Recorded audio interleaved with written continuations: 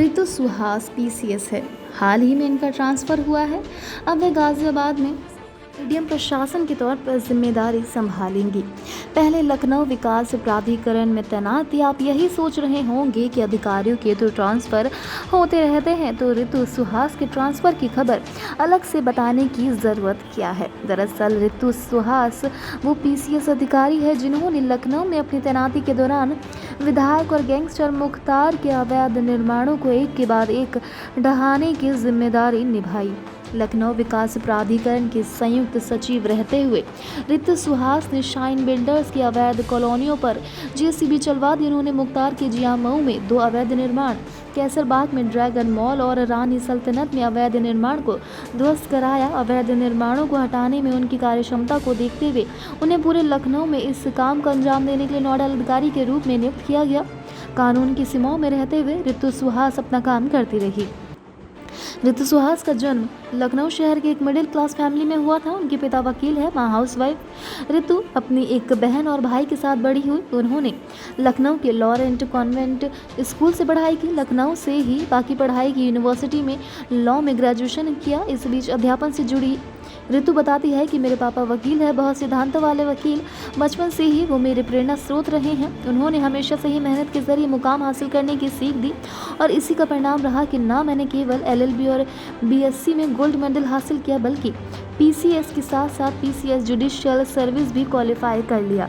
फिर 2004 में बतौर एसडीएम मैंने सर्विस ज्वाइन की। लॉ में ग्रेजुएशन करने के बाद ऋतु सुहास बच्चों को बायोलॉजी पढ़ाने लगी। लॉ से पहले उन्होंने लखनऊ यूनिवर्सिटी से ही बीएससी की पढ़ाई की थी। बच्चों को पढ़ाना उनके लिए कोई छोटा काम नहीं था, लेकिन उनके मन में कहीं ना कहीं ये ख्याल आता रहता था कि उन्हें कुछ बड़ा करना था, कुछ ऐसा करना है जिससे एक बड़ी संख्या में लोगों के जीवन पर सकारात्मक असर पड़े।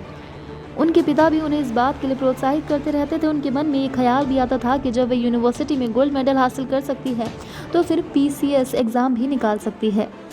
बच्चों को बायोलॉजी पढ़ाते पढ़ाते आखिरकार ऋतु सुहास ने पीसीएस एग्ज़ाम की तैयारी करने का फैसला ले लिया। लेकिन उन्हें जिस दौर में इस प्रतियोगी परीक्षा की तैयारी करनी थी, उस दौर में ये धारणा टूटने लगी थी कि इस तरह के एग्ज़ाम की तैयारी करने वाले प्रतियोगी इलाहाबाद और लखनऊ जैसे सेकेंड टायर शहरों में रहकर तैयारी कर सकते हैं।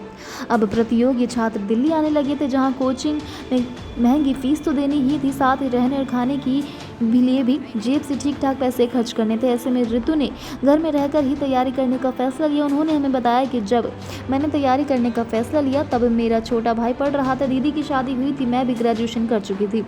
ऐसे में माँ पापा से पैसे मांगना अच्छा नहीं लगता था। ग्रेजुएशन के बाद मैं आत्मनिर्भर होना चाहती थी। इसी आत्मनिर्भरता को हासिल करने के लिए ऋतु की मदद ट्यूशन ने की।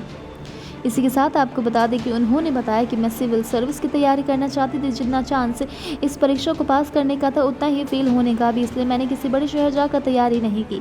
बच्चों को पढ़ा रही थी, इससे फ़ायदा ये हुआ कि एनसीईआरटी वाला सिलेबस भी कवर हो गया।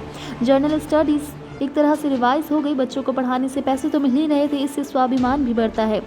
आगरा में ताजमहल है, इसे प्रेम की निशानी माना जाता है। यहीं पर ऋतु सुहास और एल.वाई. सुहास को एक दूसरे से प्यार हुआ। दोनों ने फिर 2008 में शादी कर ली। एल.वाई. सुहास मूल तौर पर कर्नाटक से वास्तव रखते हैं। फिलहाल गौतम बुद्ध नगर की डीएम के तौर पर तैनात है। एल.वाई. सुहास से मुलाकात के बारे में ऋतु बताती है कि हम दोनों आगरा में तैनात थे।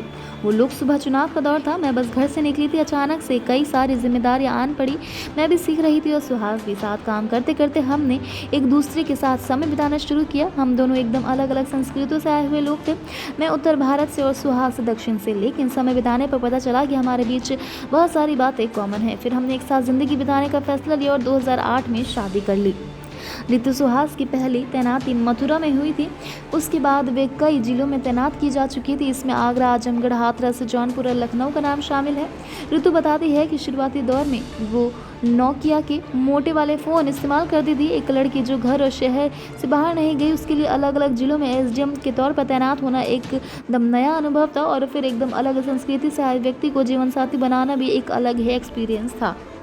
ऋतु सुहास बताती है कि मुख्तार के अवैध निर्माणों के खिलाफ उन्होंने जो कार्यवाही की वो पूरी तरह से कानून सम्मत थी। उन्हें जब ये जिम्मेदारी मिली तो उन्होंने इसे एकदम सहज भाव से निभाया। ऋतु बताती है कि आज भी वे किसी से डरे अपनी ड्यूटी कर रही है। उन्होंने हमें बताया कि मैं एकदम बिंदास रहती हूँ, मैंने कुछ गलत तो किया नहीं, उल्टा जो गैर कानूनी थी उसके खिलाफ कार्यवाही की। ये मेरी ड्यूटी का हिस्सा है, इससे मेरा कोई व्यक्तिगत हित तो शामिल नहीं है।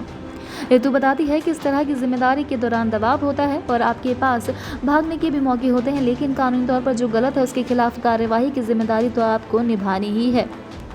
गाजियाबाद में बतौर एडीएम प्रशासन तैनात ऋतु सुहास मिसेस इंडिया का ताज भी अपने नाम कर चुके हैं। उन्होंने 2019 में 60 प्रतियोगिताओं में मुकाबला करते हुए ये खिताब अपने नाम किया। तो उन्होंने बताया कि कॉलेज के दिनों से ही मुझे मॉडलिंग और फैशन का पैशन रहा है। कॉलेज में ऐसी कई प्रतियोगिताएं जीती, मैं कपड़े भी डिज़ाइन करती हूँ। ऐसे ही अचानक से एक दिन मुझे मिस इंडिया के बारे में पता चला। मुंबई में प्रतियोगिता हुई, पूरे 6 दिन चली।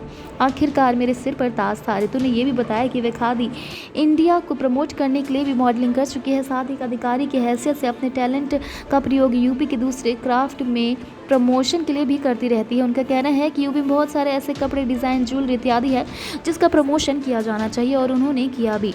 हालांकि प्रशासनिक जिम्मेदारी बढ़ने के चलते अब इतना प्रमोशन नहीं हो पाता है। ऋतु सुहास मानती है कि लड़कियों के पास आर्थिक आत्मनिर्भरता ज़रूरी होनी चाहिए, चाहे उनका बैकग्राउंड कैसा भी हो। उनका कहना है कि लड़कियां पैसे खर्च करें या ना करें, लेकिन आर्थिक तौर पर सशक्त होनी ही चाहिए। लड़कियों को कोई एक जॉब तो ज़रूर करनी चाहिए, इससे उनका आत्मविश्वास बढ़ता है। उन्होंने कहा कि लड़कियों और महिलाओं को समझना होगा कि ज़िंदगी केवल घर तक सीमित नहीं है। ज़िंदगी का एक बहुत बड़ा हिस्सा बाहर है और सबको इसका अनुभव लेने का अधिकार है। उन्होंने ये भी बताया कि कोई ऐसा काम करने से जो आत्मनिर्भरता को बढ़ावा दे, उससे लड़कियों और महिलाओं के व्यक्तित्व का भी निर्माण होता है।